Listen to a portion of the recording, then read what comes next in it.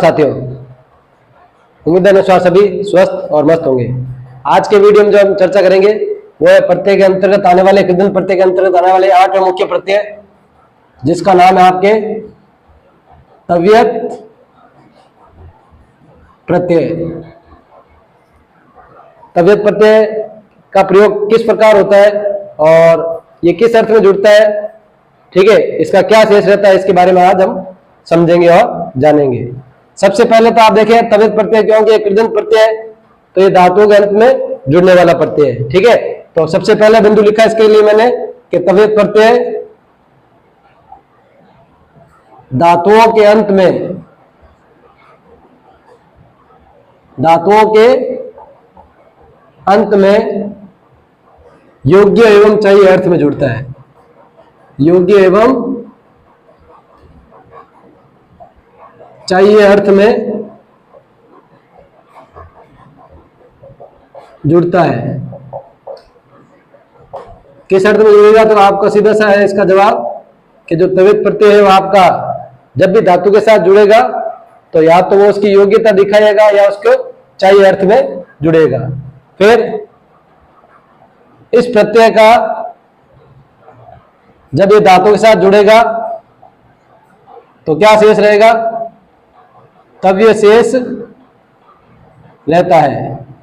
यानी जब भी किसी भी धातु के साथ ये जुड़ेगा तो वहां पे अंत में जब आप देखोगे किसी भी धातु के अंत में शब्द ये प्रत्यय जब जुड़ेगा तो जो पूरा पद बनेगा, जैसे पठितव्य, गंतव्य, तो आपके क्या शेष रहेगा, तव्य शेष रहता है।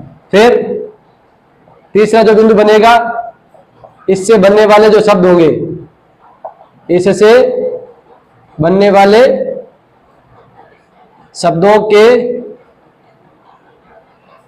रूप, यानी क्योंकि शब्दों के रूप बनेंगे तो शब्दों के रूप जो आपके बनेंगे वो पुल्लिंग जो होगा उसमें राम के समान, स्त्रीलिंग जो होगा वो उसमें रमा के समान, और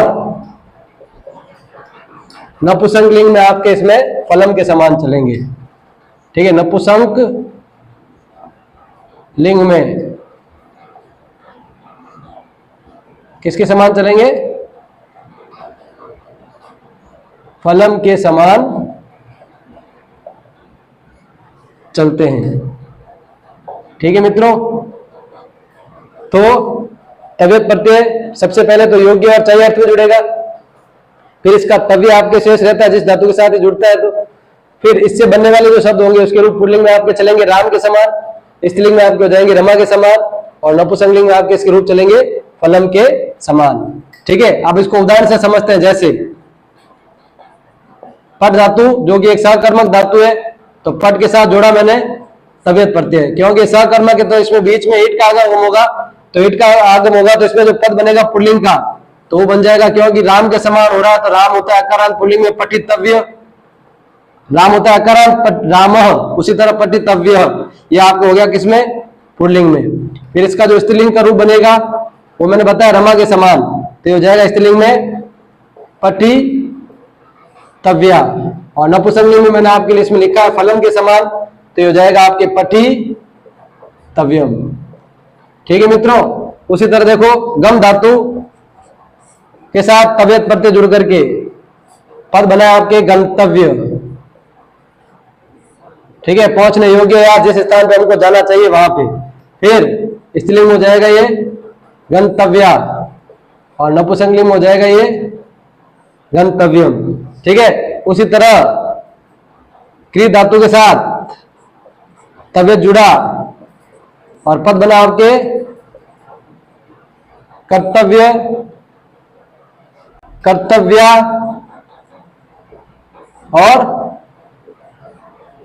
कर्तव्यम, ठीक है। जैसे कि आपको बताया गया है कि योग्य और चाहिए अर्थ में जुड़ता है। किस अर्थ में जुड़ता है आपके, योग्य एवं चाहिए, ठीक है। तो इनका अगर अर्थ बनाता है, जैसे गम धातु के साथ तव्य जुड़ा और पद बना गंतव्य, तो गंतव्य का मतलब हम उसी को कहते हैं डेस्टिनेशन, जैसे पहुंचने योग्य जो स्थान होता है वो तो आपका गंतव्य, ठीक है। स्त्रीलिंग में आ की मात्रा जुड़ेगी तो गंतव्य, और नपुंसक में क्या होगा, इसके रूप फलम के समान चलेंगे तो पद बन जाएगा आपके गंतव्यम, ठीक है।